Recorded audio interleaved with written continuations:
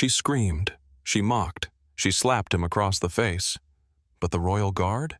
He stood there, unshaken, unbroken, unbothered. And what happened next made the world stop and watch. It was an ordinary afternoon outside Buckingham Palace. Tourists strolled along the gates, taking photos, chatting, and quietly admiring the motionless royal guard standing in ceremonial formation. The air was calm, respectful, even a little reverent. Until she arrived. Karen.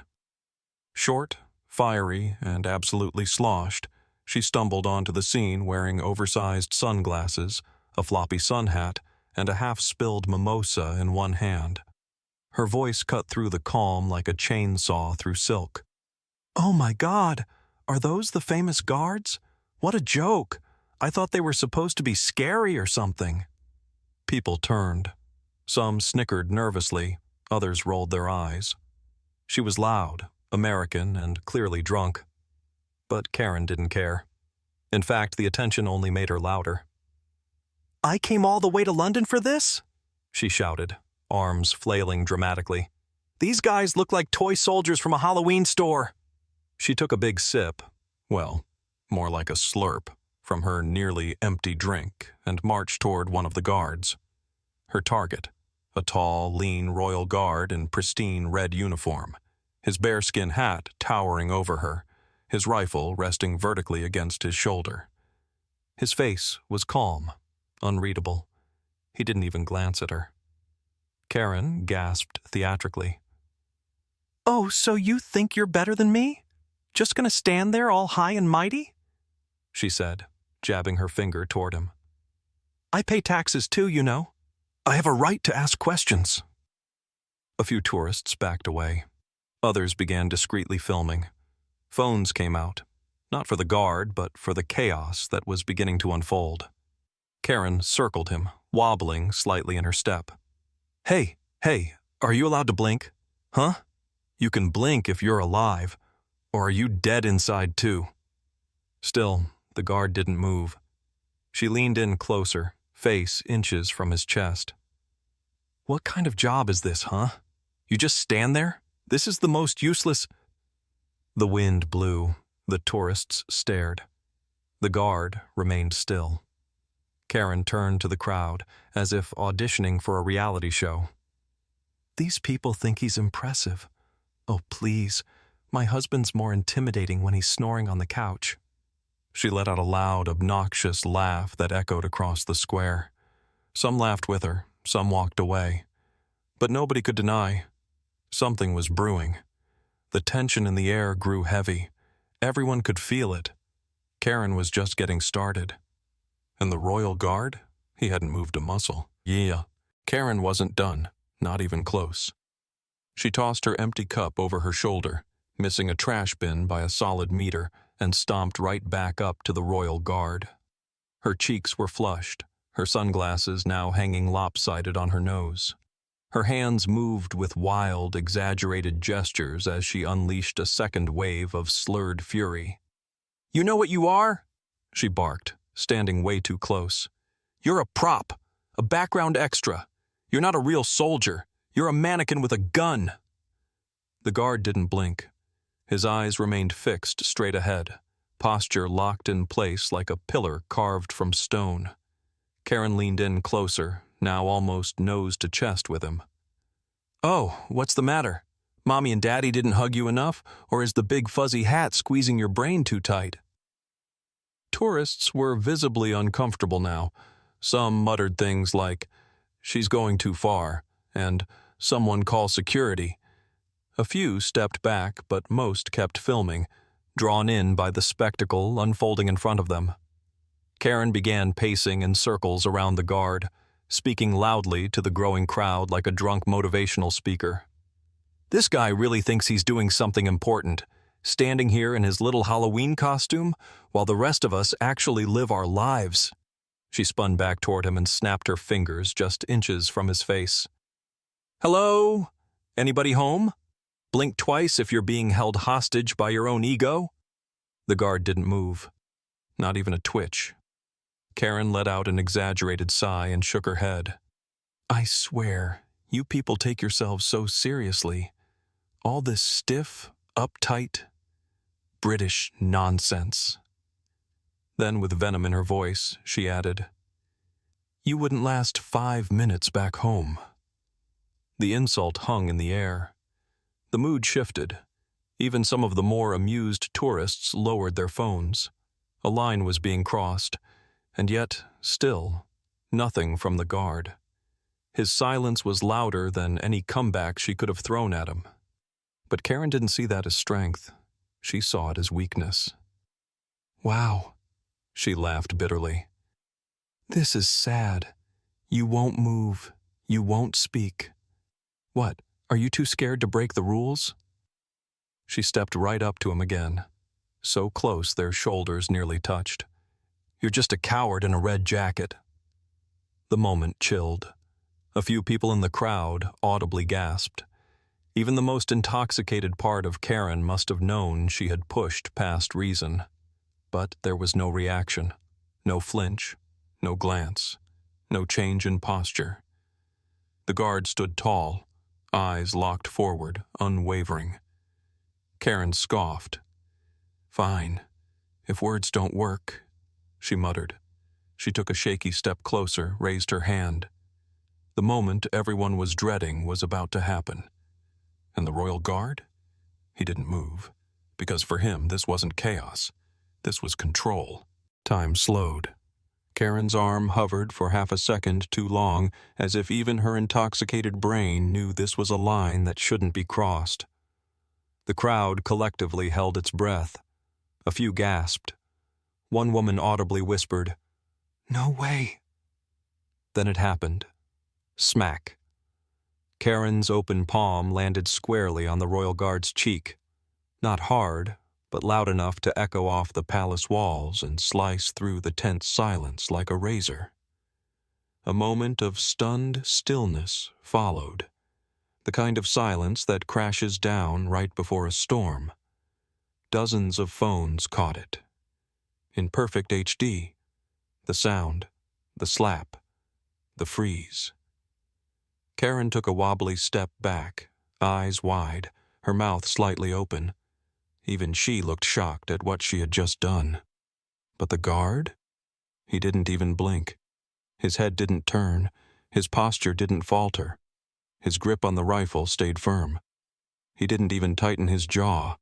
It was like she hadn't touched him at all.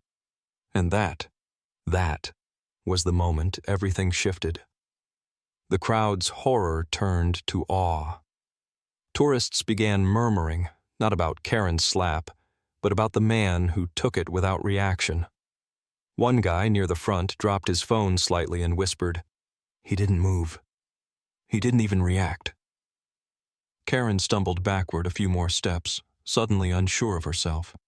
She looked around, waiting for the royal guard to explode, to shout, to do something, but he remained a monument. And that scared her more than any retaliation would have. The lack of reaction, the eerie calm, the absolute control. It was like staring into a mirror that reflected all of her instability back at her. She tried to laugh it off. "Wow, guess you really can't fight back, huh?" she said, but her voice cracked. Her act was crumbling. She looked around for support from the crowd, but found only judgment. No one was laughing anymore. A voice from the back called out, "You just hit a soldier, lady." Another said, "You're going viral. For all the wrong reasons." Karen blinked, suddenly sobering just enough to realize this wasn't her show anymore. It never was. It was his, and he didn't need to say a single word to own the moment. Karen's smirk faded as quickly as it came. Her eyes darted from face to face in the crowd, but there were no allies here. Only judgment, quiet disgust, and dozens of phones still pointed straight at her. Her drunken confidence, once loud and untouchable, now looked like desperation under a spotlight. The slap had backfired. Hard. Security began to move. 2 guards in plain uniforms, stationed nearby, pushed through the spectators with purposeful strides. The crowd parted for them instinctively. People whispered, "Finally," and "She's done," as the officers approached. Karen took a stumbling step back, hands raised as if she was the victim now. Wait, I wasn't trying to hurt him. It was just, for fun, for TikTok." She let out a shaky laugh that found no echo. The security team didn't argue. They didn't scold her.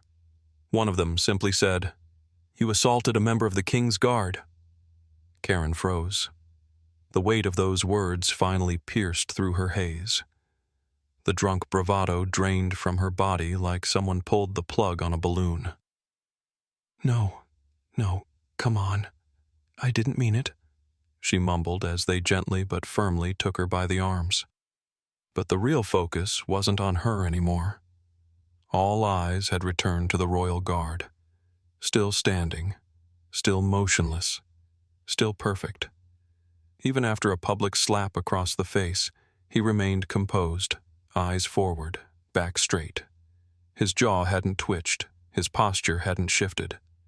He looked like he had been carved from history itself, and somehow that was more powerful than if he had fought back. It wasn't weakness, it was dominance. The crowd began applauding, not loudly, not rowdily, just slow, respectful, rising applause, not for the drama, not for the spectacle, but for the man who stood taller by refusing to be pulled down. As Karen was escorted away, still mumbling excuses, still trying to explain, the tourists turned their phones from her to him. The silent giant, the symbol of restraint, the soldier who took humiliation and stood taller than anyone else around. A little boy on his father's shoulders pointed and whispered, "He's like a superhero." The father replied, "No, son, that's just what real strength looks like." And still, the Royal Guard didn't move, because for him, this wasn't about the slap. It was about the uniform, the code, the discipline. And he upheld all three, flawlessly. The clip hit the internet before Karen was even out of the plaza. By the time she was loaded into the back of a police van, sunglasses crooked, sun hat crushed, mascara smudged, the moment had already gone global. A dozen angles, 4 different TikToks, 3 vertical Instagram reels, 1 perfectly timed YouTube short titled, "Drunk Karen Slaps Royal Guard," and he doesn't even blink.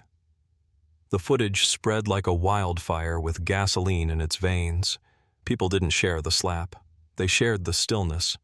Comments poured in by the millions. "This man is made of stone." She broke herself trying to break him. This is what mental discipline looks like. News outlets covered it within hours. Reaction channels lit up with freeze frames, slow-motion edits, and dramatic music overlays. Even soldiers and veterans chimed in, some praising the guard's restraint, others calling it the highest level of control under provocation. But the man himself, he never responded. No statement, no interview, no viral dance trend. He simply returned to duty the next morning, same spot, same uniform, same expression, as if nothing had happened. But everything had changed. Now, the crowd that gathered didn't come just to watch a changing of the guard. They came to see him, the guard who stood through the storm, the one who absorbed a slap seen by millions and didn't blink, didn't react, didn't break. Mothers pointed him out to their children. Veterans stood quietly with respect. Tourists whispered his legend in different languages. And the memes, endless. A freeze frame of the slap with the caption, "Silence, screaming." A zoom in on his eyes with the words, "Unbothered, unmoved, unmatched." And the one that went the most viral, "Discipline is louder than drama." Karen tried to issue an apology, a shaky, hastily filmed clip in her car. "I didn't mean any harm," she said, voice trembling. "I was just drunk and stupid." But it didn't matter. The court of public opinion had already ruled. The internet never forgets. But the story wasn't about her anymore. Not really. It was about a man in a red coat, a tall, silent figure who proved to the world that strength doesn't always roar. Sometimes it just stands, unshaken, unbreakable. And that silence? It said everything.